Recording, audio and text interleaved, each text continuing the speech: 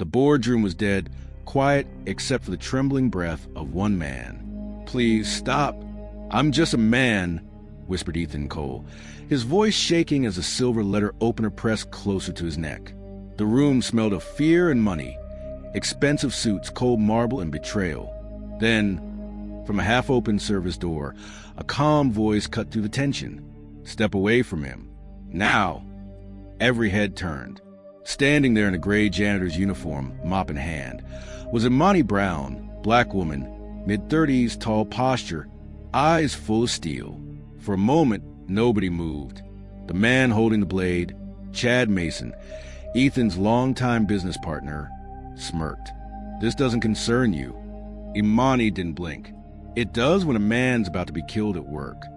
If this already made your blood boil, hit like and subscribe right now, because stories like this are still happening, and the world needs to hear them. Chad's smile vanished. "You have no idea who you're talking to." Imani stepped forward, steady, not a hint of fear. "Neither do you." Her mop handle shifted slightly, revealing the steel reinforcement inside. Chad raised his hand to strike, but before anyone could breathe, Imani twisted, knocking the letter opener from his grasp. It clattered across the floor. Gasps filled the room. A few board members stood frozen. Others turned away, pretending not to see. Ethan's wheelchair rolled slightly backward as his shaking hands gripped the armrests. "Are you hurt?" Imani asked, eyes never leaving Chad. Ethan stammered, No, I just..." "Good," she said. "Then we're leaving." Chad lunged again, furious. She sidestepped, used his own momentum, and slammed him onto the glass table. It cracked but didn't shatter. Her tone stayed even. "You're done, Mr. Mason.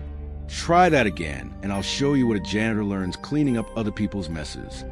Security finally burst through the door. Too late, as usual. Imani pointed at Chad. "He just tried to assault the CEO. You'll find a weapon by the chair." The guards hesitated. Chad shouted, "She's lying. She attacked me." But the room told the truth.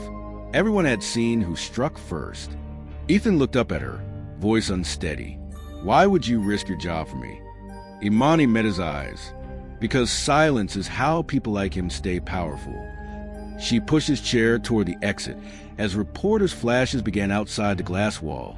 Behind them, Chad yelled something about firing her, about ending her career. Imani didn't turn back. "You can't fire what's already free," she said quietly. As the elevator doors closed, Ethan exhaled shakily. "Who are you?" Imani looked ahead. Someone who's done being invisible. The night air outside the glass tower was sharp, filled with city noise and disbelief. Imani pushed Ethan's wheelchair down the empty service ramp, her sneakers echoing against the concrete. Neither spoke. The automatic doors slid shut behind them, sealing the chaos upstairs. "Where are you taking me?" Ethan finally asked, voice weak. "Somewhere safe," she said. "You're shaking too much to argue." He let out a breath that sounded like defeat. "I'm the CEO of that company. I built it. I shouldn't be running out the back like a criminal." Imani kept her eyes on the path. Sometimes power makes people forget who gave them a chair to sit in. They reached the parking dock, dimly lit and empty. A janitor's cart stood beside her small hatchback. She folded Ethan's wheelchair with practice care and slid it into the back seat. He watched her quietly, this woman moving with precision, no hesitation, no fear, as the car rolled through downtown lights. Ethan stared out the window. "You could lose your job for this," he said. Imani replied, "I've lost worse." He turned to her. "You were a soldier." She didn't ask how he knew. 7 years. Army medic. Afghanistan. After that, this. "Cleaning floors?" he said, instantly regretting the tone. Her jaw tightened. "Cleaning blood off the ground teaches you something. You stop waiting for heroes." Silence filled the car again. Streetlights flashed across their faces, his pale and drawn, her steady and unreadable. "Do you believe in luck?" he asked. "I believe in timing," she said. "And you ran out of yours tonight." They reached a narrow street where old apartments lined up shoulder to shoulder. She parked in front of a small brick building with flickering lights. "This is my stop," she said. Ethan hesitated. "You live here?" "Yeah. Welcome to the other side of success." Inside, the hallway smelled of old paint and fried food. Her apartment was small but spotless. Walls covered with medals, an old photo of a squad in uniform, and a quote on paper taped to fridge. "Justice doesn't always wear a robe. Sometimes it carries a mop." Ethan's voice softened. "That quote, yours?" Imani smiled faintly. "My mother's. She said you don't need a title to do what's right." He looked around the tiny room. Humbled. "You saved my life." Imani met his eyes. "No, Mr. Cole. I just refused to watch it end." The city outside had gone quiet. Inside the small apartment, a desk lamp hummed softly, casting a warm circle of light over the cluttered table. Imani sat with her arms crossed, watching Ethan try to process what had happened. He looked smaller now, not in size, but in certainty. "They'll twist it," he said finally. "By tomorrow morning, there'll be headlines saying I attacked him." Imani didn't argue. "They already started, Mr. Cole." I checked the feed. "Your name's trending under Unstable CEO Loses Control." He exhaled sharply, bitterness in his tone. "That's how it always goes.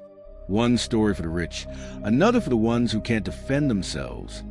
Imani gave him a look. "Now you know how it feels to be invisible in your own building." She stood, moving toward the window, city lights flickering against her reflection. "They'll paint me as the angry black woman who caused trouble. Happens every time." Ethan turned toward her. "You didn't cause this. You stopped it." Her jaw clenched. "Doesn't matter. Truth only counts when people in power say it does." For a moment, they both sat in silence, the weight of two worlds pressing down on one small room. Ethan rubbed his temples. "I can't fight them like this. My reputation's done. My career's done." Imani's voice cut through the despair. "Your career might be, but your name isn't. You just forgot what it meant before the headlines." He looked up, confused. "What are you saying?" She leaned forward. "You got something most people don't, Proof. You have to fight back before they erase you completely." He laughed bitterly. "Fight back? I can barely move my legs." Imani's tone softened. "You don't need legs to stand up, Ethan. Just backbone." She turned to the counter, grabbing an old notepad. "We build our own version of the story with facts. There's security footage, cameras in every hallway. I know the angles. I clean under them every night." Ethan blinked, surprise replacing hopelessness. "You'd help me?" "I already did," she said simply. "But helping isn't enough anymore." Her gaze fell to the wall where a single-framed photo hung. Imani in uniform, smiling beside a fellow medic. Ethan noticed. "You lost someone?" "Too many," she said quietly. "You can't save everyone, but you save who you can. Tonight, that was you." Ethan's voice dropped. "Why me?" She paused and said, "Because someone once saved me when they didn't have to. I just learned not to walk away." The clock ticked softly between them. Outside, sirens wailed somewhere far away, and the night moved on, carrying two unlikely allies toward a battle neither had chosen, but both were ready for. If this happened right in front of you, what would you do? Tell me in the comments. I read every one. And if you want justice as much as I do, hit subscribe. By morning, the world had turned on Ethan Cole. His photo was everywhere. Billionaire loses control in boardroom brawl. No mention of the blade. No mention of Imani Brown. The narrative was already rewritten. Ethan sat at Imani's small table, phone buzzing nonstop with calls he refused to answer. "They're killing me in the press," he muttered.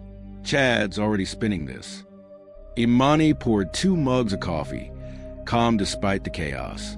"Let him talk. Men like him always get loud right before they fall." Ethan frowned. "You sound sure." She slid a small flash drive across the table. "Because I've got something louder." He picked it up. "What's this?" "Building maintenance cameras," she said. "One faces the executive hallway. I copied last night's feed before anyone wiped it." Ethan stared at her. "You how?" "I told you. I see everything they don't." He plugged the drive into his laptop. On screen, the boardroom door came into view. Through frosted glass, shapes moved.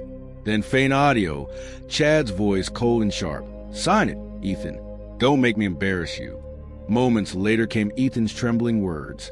"Please, stop. I'm just a man." And then Imani's voice, steady, fearless. "Step away from him now." The room fell silent, except for the quiet hum of the laptop. Ethan leaned back, stunned. "You saved the evidence." She crossed her arms. "You saved lives once with your money. Consider us even." A slow smile crept across his face, the first hint of strength returning. "So what do we do?" he asked.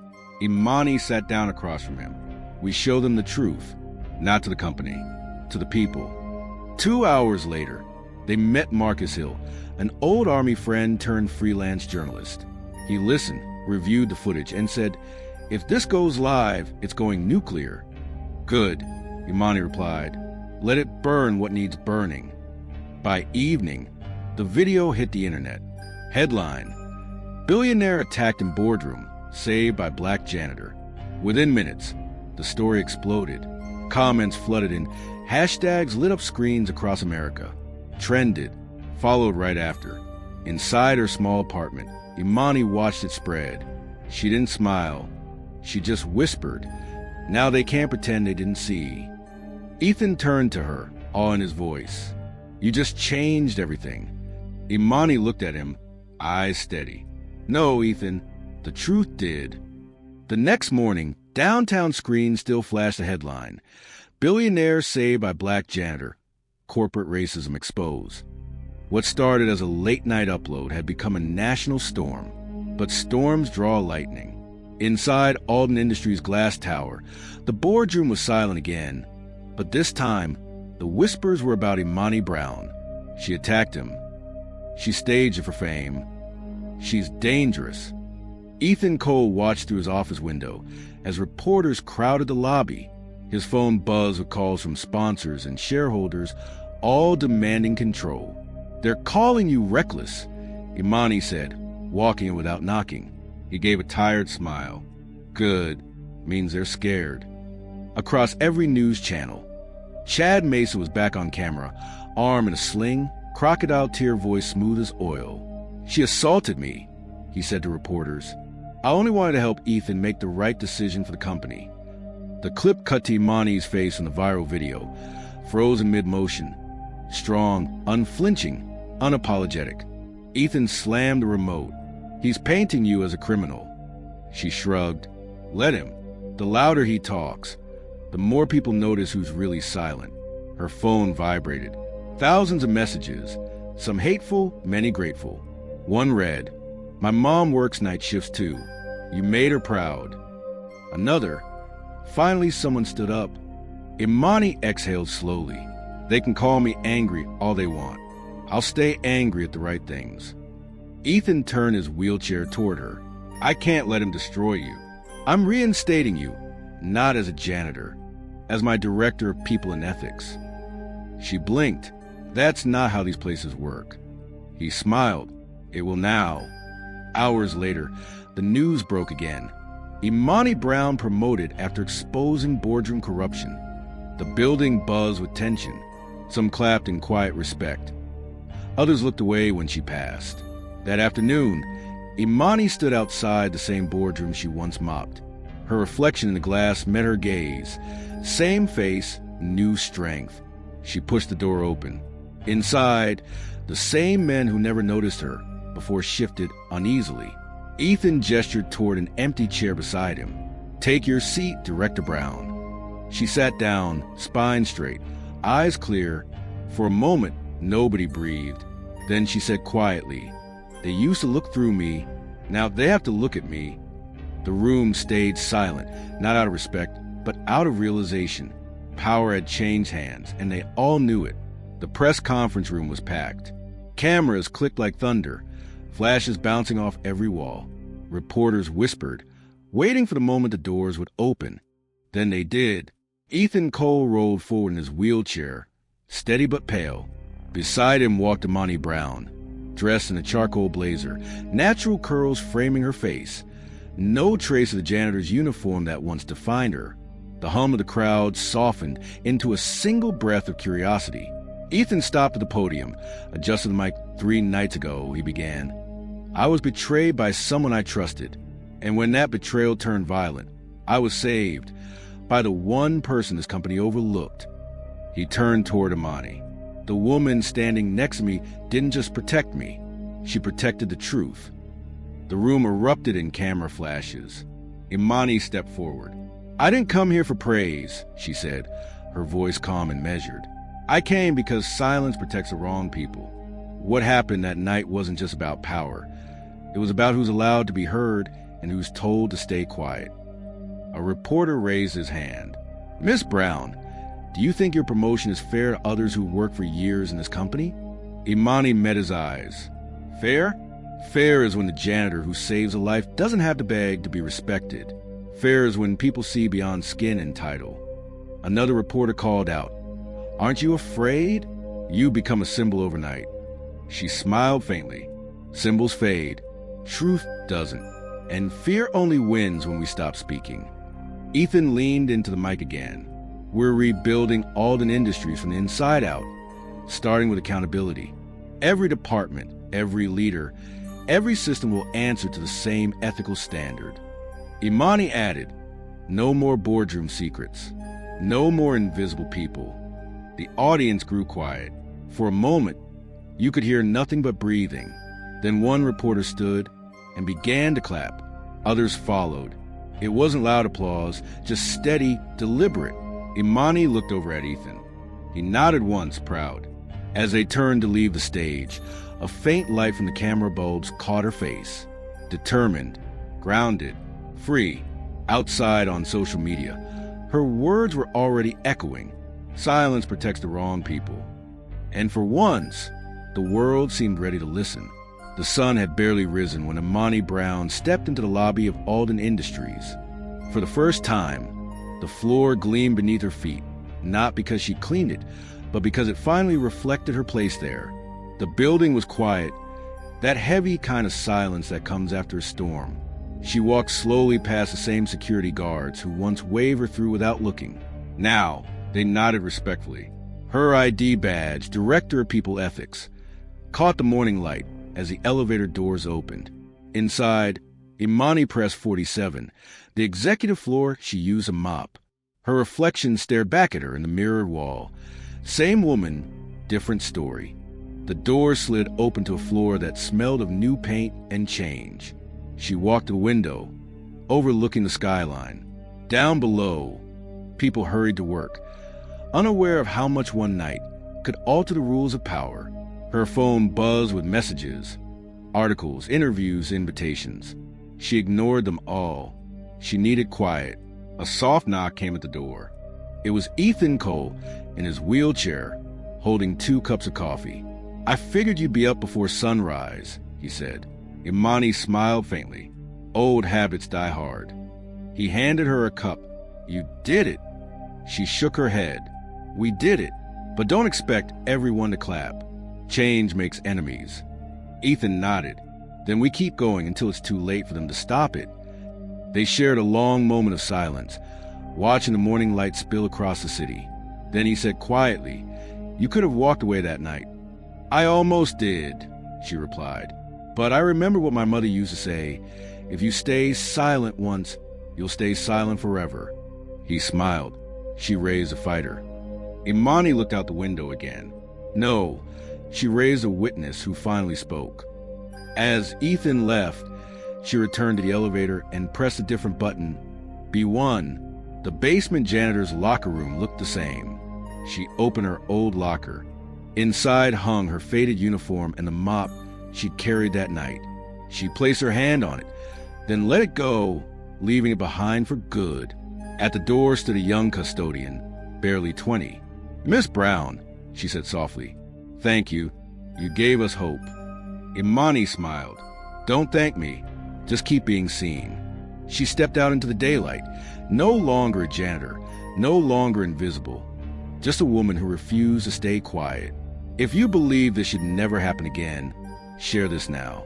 And to my USA, UK, and Canadian viewers, your voice is power. Use it.